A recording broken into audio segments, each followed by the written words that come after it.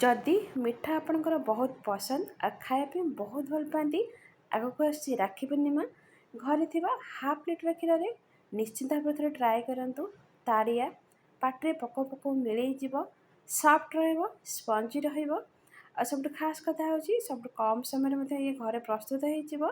ताड़िया बनवाई प्रथम ये गोटे नॉनस्टिक कड़े नहीं एथिरे मु कौन करी ना हाफ लिटर क्षीर मध्य आड करी फुल फैट वाला माने फुल क्रीम वाला क्षीर मुझे नहीं ओमफेड आपण चाहिए देसी गाई क्षीर नहीं पारे जहाँ आपण पाखे आवेलेबल थी। एबे कौन करवा ना आपको हाई फ्लेम रे बसैबा जैसे ए गोटे फुटण आसीज गैस फ्लेम को कौन करवा ना मीडियम करनवा मीडियम फ्लेम रे आपको आम सिझेबा आउ कंटिन्यूसली माने चलेबेनी गोटे मिनट छड़ा आपको आम चलेबा आउ कौन करेंगे ना जो माने टिके बड़ साइज्र करें क्षीरटा आपण उतरिक बाहर को जीवनी जब छोट साइज्र करेटा नौ कौन हम ना से उतरिक चूलार पशार चान्स टे अधिक थाए।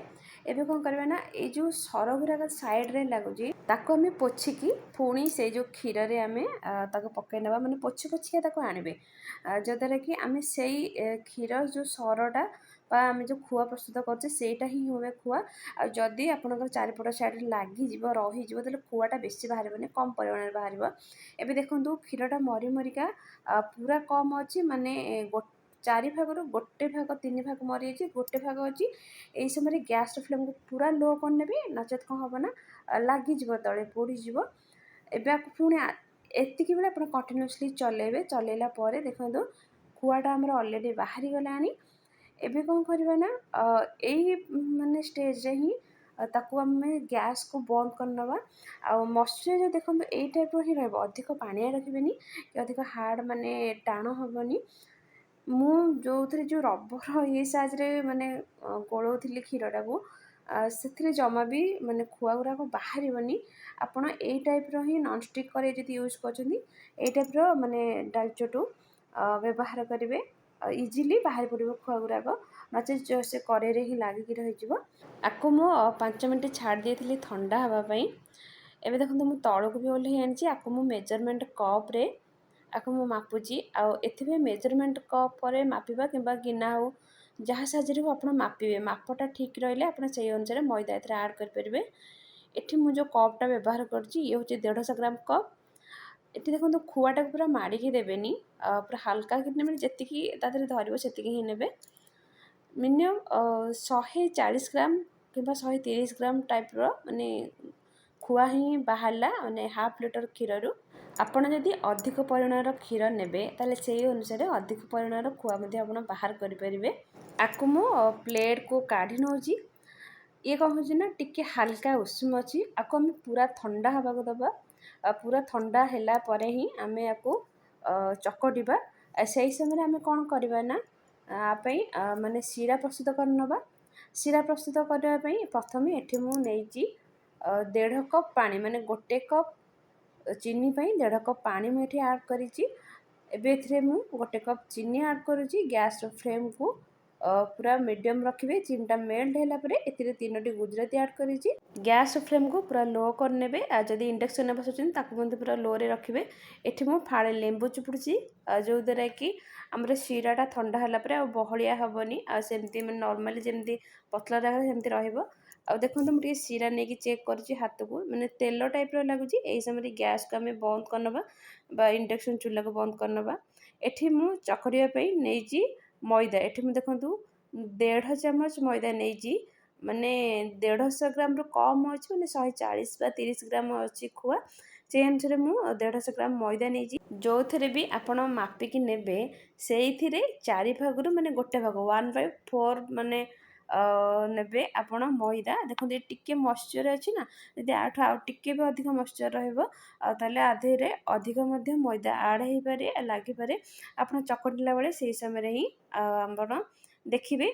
एबे आपको मु आड करनेली ये देखो आहुरी टेस्ट भल आसापी 2टी गुजराती आउ एठी गोटे छोट चामच चीनी की मुझे आड कर भल से माने गुंड कर देखो पूरा पाउडर कर एबे कौन करबे ना आपको आम खुआरे दबा खुआरे देले कौन हम ना ତାର ଟେଷ୍ଟ ବହୁତ ବଢ଼ିଆ ଆସିବ, ବାସ୍ନା ବି ବହୁତ ଭଲ ହେବ। ମାନେ ଯେଉଁ ତାଡ଼ିଆଟା ଆପଣ ବନାଉଛନ୍ତି, ଏବେ ଏଠି ତାକୁ ଟିକେ ସ୍ପଞ୍ଜି କରିବା ପାଇଁ ତାଡ଼ିବା ପାଇଁ ଏଠି ମୁଁ ନେଇଛି ଗୋଟେ ଛୋଟ ଚାମଚରେ ହାଫ୍ ଚାମଚ ବେକିଂ ପାଉଡ଼ର। ଏବେ କ'ଣ କରିବା ନା ହାତରେ ଟିକେ ଘିଅ ଲଗେଇକି ଆକୁ ଆମେ ଚକଟିବା, ଯେମିତି ଅଟା ଆପଣ ଚକଟନ୍ତି ସେମିତି ମାନେ ହାଲକା ହାତରେ ହିଁ ତାକୁ ଆପଣ ଗୋଳେଇବେ, ଯେମିତି ମଇଦାଟା ଖୁଆ ସହିତ ଭଲସେ ମିଶିଯିବ। ଆଉ ନହେଲେ ଯଦି ଦେଖିବେ ଆପଣଙ୍କ ହାତରେ ଲାଗିଯାଉଛି, ଆପଣ ଏଥିରେ ଆଉ ଗୋଟେ ଚାମଚ ମଇଦା ମଧ୍ୟ ଆଡ଼୍ କରିପାରିବେ। ଆଡ଼୍ କରିକି ଆକୁ ଚକଟିବେ ଭଲକି। ଦେଖନ୍ତୁ ଆକୁ ଭଲକି ଯେମିତି ହାତରେ ମାନେ ପୁରା ମସଲ କରିକି ହାତରେ ଚକଟିକି ଏଇ ଟାଇପ୍ର ହିଁ ତାକୁ ଭଲ ଦେଖନ୍ତୁ ମୋ ହାତରେ ଲାଗିଛି। ତାକୁ ମୁଁ ଚକଟିଲା ପରେ ହିଁ ମୋ ହାତରୁ ସିଏ ଯିବ ହେରି। ଚକଟିଲା ପରେ ଯଦି ମାନେ ଖୁଆଟା ଅଲରେଡ଼ି ଯେତେବେଳେ ସଫ୍ଟ ହେଇ ଆସିବ, ସେ ଆପେ ଆପେ ହିଁ ଆପଣଙ୍କ ହାତରୁ ମାନେ ଯେମିତି ଅଟାଟା ଚକଟୁଛନ୍ତି, ଅଟାଟା ଭଲକି ଚକଟି ହେଇଗଲେ ଲାଗୁଛି ହାତରେ, ସେଇ ଟାଇପ୍ର ହିଁ ଲାଗିଯିବ। ଏବେ ଦେଖନ୍ତୁ ଏଇ ଯେଉଁ ନେଡ଼ି ଅଛି, ନେଡ଼ି ସାହାଯ୍ୟରେ କ'ଣ କରିବା ନା ଏ ଯେଉଁ ଚକଟୁଛନ୍ତି ତାକୁ ଟିକେ ପ୍ରେସ୍ ମାନେ ହାଲକା ହାଲକା କରିକି, ବେଶୀ ପ୍ରେସ୍ କରିବେନି, ହାଲକା ହାଲକା କରିକି ତାକୁ ଟିକେ ମାଡ଼ିକି ତାକୁ ଆପଣ ଚକଟିବେ, ଯେଉଁଥିରେ କି ଏତେ ସ୍ପଞ୍ଜି ହେବ ଆଉ ସଫ୍ଟ ମଧ୍ୟ ହେବ। ଏବେ ଦେଖନ୍ତୁ ମୁଁ ଆକୁ ବଢ଼ିଆ ସେ ମାନେ ଚକଟି ନେଇଛି।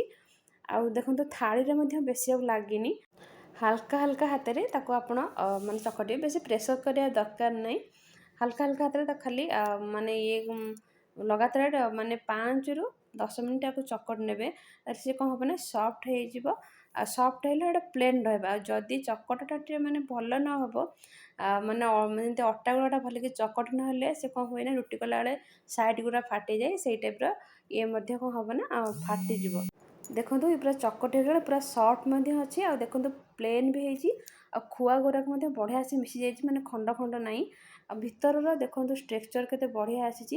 ଆପଣ ଦେଖନ୍ତୁ ଟିପରେ ଟିକେ ନେବେ, ଆପଣ ଟିପରେ ଜମା ବି ଦେଖନ୍ତୁ ମୁଁ ଆଙ୍ଗୁଠି ଦେଉଛି, ମୋ ଆଙ୍ଗୁଠିରେ ଜମା ବି ଲାଗୁନି। ଆଉ କାହିଁକିନା ଚକଟାଟା ଠିକ୍ ଅଛି, ପାଣିଆ ହେଇନି, ଆଉ ପରଫେକ୍ଟଲି ଇଏ ମାନେ ଚକଟା ହେଇଛି। ଏବେ ଦେଖନ୍ତୁ ଆକୁ ଟିକେ ଭଲକି ହାତରେ ପ୍ଲେନ୍ କରିନେବା।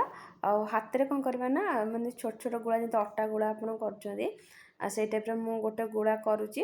ଆକୁ କ'ଣ କରିବେ ନା ହାତରେ ଭଲକି ନେଡ଼ିରେ ହାଲକା ହାଲକା କରି ଗୋଲ କରିକି ତାକୁ ମଝିରେ ଏମିତି ପ୍ରେସ୍ କରିଦେବେ। ପ୍ରେସ୍ କରିକି କ'ଣ হবে ନା ଦେଖନ୍ତୁ ଗୋଟେ ଆଙ୍ଗୁଠିରେ କଣା କରିଦେବେ। ଆଉ ତାଡ଼ିଆ ମଝିରେ ଆଙ୍ଗୁଠିରେ କଣା ରୁହେ, ଆଉ ସେଟା କ'ଣ କରିବେ ନା କଣା କରିଦେବେ। କଣା କରିଦେଲେ ଦେଖନ୍ତୁ ସେପ୍ଟା ତାଡ଼ିଆ ସେପ୍ ହେଇଗଲା। ମୁଁ ସବୁଯାକ ଏଇ ଟାଇପ୍ର ହିଁ ବନେଇଛି। ଆଉ ଆପଣ ଚାହିଁଲେ ଆଠୁ ବଡ଼ ସାଇଜ୍ର ମଧ୍ୟ ବନେଇ ପାରିବେ। ଏବେ ଆମେ ଆକୁ ଛାଣିବା। ଛାଣିବା ପାଇଁ ଏଠି ମୁଁ ନେଇଛି ରିଫାଇନ୍ ତେଲ। ଆପଣ ଚାହିଁଲେ ଘିଅ ନେଇପାରିବେ, ଯେକୌଣସି ବ୍ରାଣ୍ଡର ତେଲ ମଧ୍ୟ ଆପଣ ଏଠି ନେଇପାରିବେ। ତେଲକୁ କ'ଣ କରିବେ ନା ମିଡ଼ିୟମରୁ ଲୋରେ ଆକୁ ଗରମ କରିବା। ତେଲଟା ପୁରା ଗରମ ହେବନି ଆଉ କି ପୁରା ଥଣ୍ଡା ହେବନି, ଆଉ ମାନେ ହାଲକା ଗରମ, ମାନେ ମିଡ଼ିୟମରେ ହିଁ ଗରମରେ ହିଁ ରହିବ। ଦେଖନ୍ତୁ ମୁଁ ଗୋଟେ ଗୁଳା ଏଠି ପକାଇଛି, ଗୁଳାଟା ଫୁଲିକିରି ଦେଖନ୍ତୁ କେମିତି ଉପରକୁ ଉଠୁଛି। ଆଉ ତାଠାରୁ ଯେଉଁ ଫେଣ ଫେଣ ଟାଇପ୍ର ବବଲ୍ସ ଟାଇପ୍ର ଉଠୁଛି, ତା'ମାନେ ଆମର ତେଲଟା ଏଇ ସମୟରେ ହିଁ ବଢ଼ିଆ ସେ ତାତି ହେଇଛି।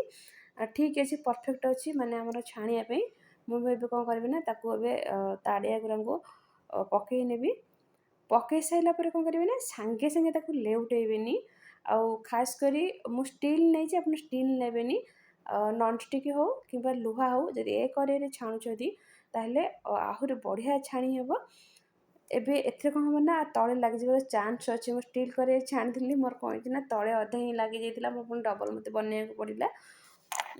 ଏବେ ଦେଖନ୍ତୁ ମୁଁ କ'ଣ କରିବି ନା ଆକୁ ହାଲକା ହାଲକା ଆକୁ ମୁଁ ଏପଟ ସେପଟ କରିବା, ଯେପର୍ଯ୍ୟନ୍ତ ତା'ର କଲର୍ ଲାଇଟ୍ ବ୍ରାଉନ୍ କଲର୍ ନ ହେଇଛି, ବା ବ୍ରାଉନ୍ କଲର୍ ଟିକେ ହାଲକା କଲର୍ କମ୍ ରହିବ, ଲାଇଟ୍ ଗୋଲ୍ଡେନ୍ କଲର୍ ଟିକେ ରହିଲେ ଚଳିବ। ଏବେ ଆକୁ ଭଲସେ ଆମେ ଏପଟ ସେପଟ କରିବା, କଣ୍ଟିନ୍ୟୁଅସ୍ଲି ତାକୁ ଏପଟ ସେପଟ କରିବେ, ଯେମିତି ସମାନ ଭାବରେ ଚାରିପଟ ସାଇଜ୍ ମାନେ ଫ୍ରାଏ ହେଇପାରିବ। ଏବେ ଦେଖନ୍ତୁ ଆର କଲର୍ଟା ଚେଞ୍ଜ ହେଇ ଆସିଲାଣି। ଏବେ ଆକୁ ଆମେ ଛାଣି ନେବା। ଆଉ ଯେତେବେଳେ ବି ମାନେ ଚାଶନି ବନାଉଛନ୍ତି, ଚାଶନି ଥଣ୍ଡା ହେଇଯାଇଥିବ, ତ କ'ଣ କରିବେ ନା ଗରମ କରିନେବେ। ତାପରେ ଯାଇକି ଚାଶନିରେ ବା ଯେଉଁ ଶିରାରେ ଆପଣ ପକାଇବେ। ଆକୁ ମାନେ ଗୋଲାପ ଜାମୁନ କରନ୍ତୁ କିମ୍ବା ତାଡ଼ିଆ କରନ୍ତୁ, ପକାଇଲେ କ'ଣ ହେବ ନା ସେଇଟା ଶୀଘ୍ର ସୋକ୍ କରିବ ବା ଟାଣି ନେବ ଶିରାଟାକୁ। ଇଏ ବି ଗରମ ରହିବା ଦରକାର, ତାଡ଼ିଆ ମଧ୍ୟ ଗରମ ରହିବା ଦରକାର। ଛାଣିକି ଡାଇରେକ୍ଟ ହିଁ ଆପଣ ଶିରାରେ ପକାଇବେ ଯଦି, ତାହେଲେ ସେ ପରଫେକ୍ଟଲି ମାନେ ସାଙ୍ଗେ ସାଙ୍ଗେ ମାନେ ଯେଉଁ ଆପଣଙ୍କର ଶିରାଟାକୁ ଟାଣିବ।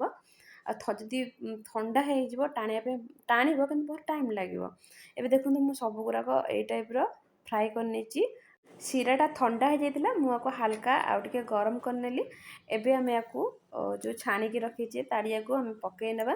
ପକେଇକି ମିନିମମ୍ 1 ଘଣ୍ଟା ଆକୁ ଆମେ ବନ୍ଦ କରିକି ରଖିଦେବା, ଯେଉଁଥିରେ କି ମାନେ ଇଏ ଆମର ଭଲସେ ମାନେ ଶିରାଟାକୁ ଟାଣିବ ବା ଆବଜର୍ବ କରିନେବ।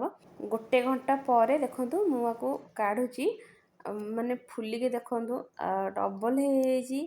ଆଉ ମୁଁ ଗୋଟେ ଦେଖନ୍ତୁ ହାତରେ ନେଇକି ମଧ୍ୟ ଦେଖଉଛି ଆପଣଙ୍କୁ ଚେକ୍ କରିକି, ପୁରା ସ୍ପଞ୍ଜି ହେଇଛି, ସଫ୍ଟ ହେଇଛି। ଇଏ ଯଦି ରହିଯିବ ଇଏ ଆହୁରି ମଧ୍ୟ ମାନେ ଫୁଲିବ।